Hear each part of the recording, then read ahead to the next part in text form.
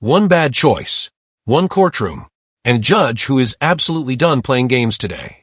She walked in thinking this was just another routine hearing, but what was said inside that courtroom could completely change her life forever. So, you're ordered to complete substance use disorder treatment for that disorder. You're also ordered to complete the corrective thinking course. You have 0 days jail time credit as of today. I'm going to order this set for a review hearing in 60 days.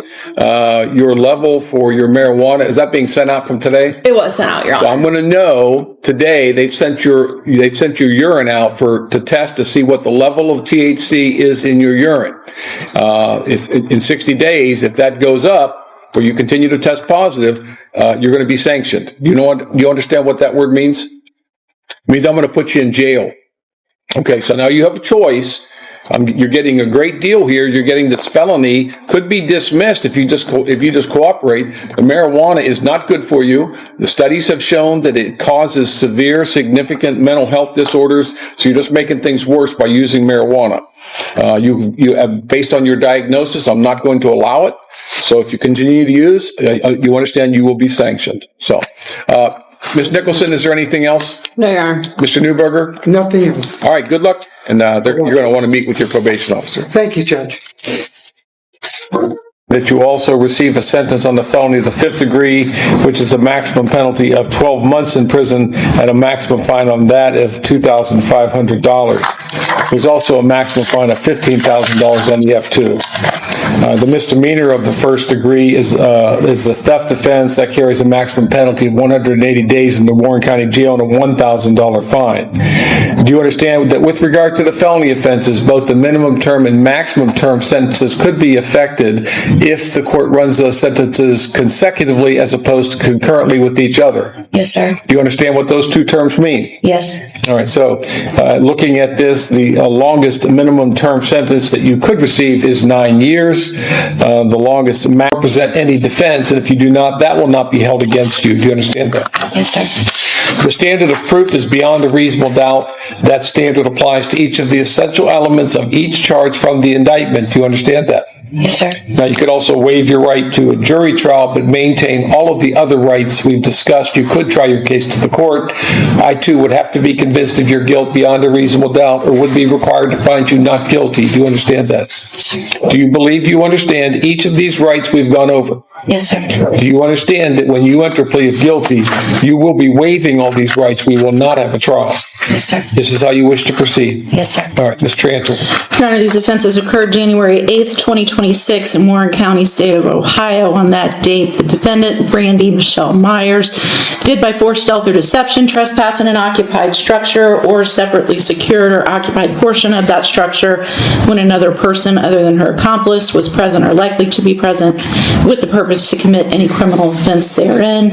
She was also in possession of a scheduled substance, being heroin, in the amount of 0.52 grams, and also on that date in a separate residence did, with purpose to deprive the owner of property, knowingly exerted control over that property without consent. Mr. Crehan, anything on those facts? Nothing on the facts, Judge. Ms. Meyer, did you hear the statement that she read? Yes, sir. Do you acknowledge that what she said is true? Yes, sir. And again, you understand all the rights you're giving up entering a plea of guilty? Yes, sir. What is your plea? Guilty. The court will make a finding that you've made a knowing, intelligent, and voluntary waiver of your constitutional rights. The court will accept your plea of guilty, and based upon the statement of facts in your plea, the court will make a finding of guilty. Ms. Tranter, has the victim been notified of the sentencing disposition of this case? Yes, Your Honor. All right, Ms. Tranter, anything on behalf of the state? Nothing further. Mr. Crehan? Judge, based on the recommendation, I'm going to keep it pretty brief. First of all is the fines. I would indicate that Ms. Myers is indigent. She did retain my services through significant other, through family members. However, prior to coming to jail, she was unemployed, and she actually has some issues with non-support in Butler County. She has 5 children, ages 1 through 21, and she's got a full plate. She has 5 children, ages 1 through 21, and she's got a full plate. And I tell you that because when I spoke with her, she said that she understands her wrongdoings. She understands that there's going to be a disposition handed down by Your Honor. And whatever it is, she's going to accept. she said it was a life-saving event. Since going into the jail, she's participated and graduated, I think, from 2 of the in-jail programs. And we discussed what she has to do when she gets to prison. She's hoping she can get into the Tapestry program. So from day one, she's working, she's being educated, and she'll be ready to come out. She's also interested in the Vivitrol program when she gets out, whether if it's allowed here or whether it's on her own down the road. Judge, again, she has a strong support. She's also had a strong addiction for a long time. And I know you hear it all the time, this is the last time, but I can tell you, having seen her on the body cam, having seen her at the arraignment, and seeing her today, it's night and day. I mean, when she's clean, she's a great person. We just have to keep her clean. Thank you, sir. Ms. Myers, is there anything you'd like to say before I pronounce your sentence? I just want to apologize.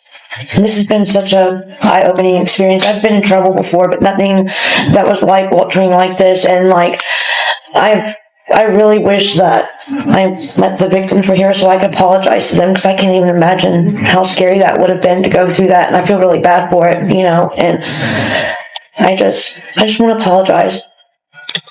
Court has considered the statements made here today, the purposes and principles of sentencing, the relevant seriousness and recidivism factors. The court has also considered the agreed recommended sentence of the parties and finds it to be an appropriate sentence. So on count 1, the court will order you to serve a minimum term sentence of 4 years, maximum term sentence of 6 years. On count 2, the court will order you to serve 12 months in prison to be served concurrent with count 1.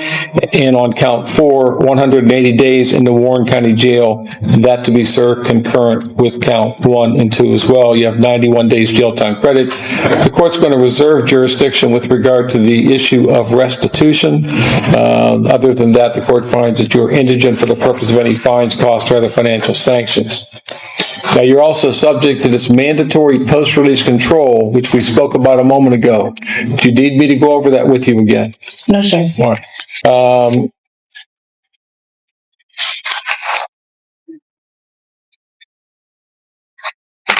It is possible for you to earn good time credit of 5 to 15% against your minimum sentence for good behavior. The court has a right to deny your good time credit. A hearing would be held to make that determination. Regardless of whether you receive good time credit, you will be released when you finish your minimum term unless the Department of Corrections determines that you must remain in prison for bad conduct. The court is not involved in that decision. If you're not released when your minimum term ends, you will serve an additional specified period of time, and given a new release date, you will serve until that date unless you are again denied release. This process could repeat until you are released or you finish your maximum term sentence. You do have a right to appeal the court's decision of your sentence to the 12th District Court of Appeals. If you want to appeal, you must file your notice of appeal within 30 days of today's date. If you can't afford to pay for the transcript or anything necessary for your appeal, all of that can be provided to you at no cost. If you cannot afford an attorney, I will appoint one for you at no cost. Finally, to give you some hope, some light at the end of this dark tunnel, the court will consider a motion for judicial release under the terms of the agreement after you have served 1 year of this sentence. Rules of the institution wherever you are, have good conduct, no infractions, and at that time the court will consider releasing you. Okay? Any questions for me? No, sir. Ms. Tranter, is there anything else? No, sir. Mr. Crean? No, sir. Thank you. Hopefully we'll see you in about 12 months. A second chance was given, but it comes with a warning. One wrong move, one mistake, and she could be right back behind bars. Now, everything depends on what she chooses next. Will she change her life or repeat history?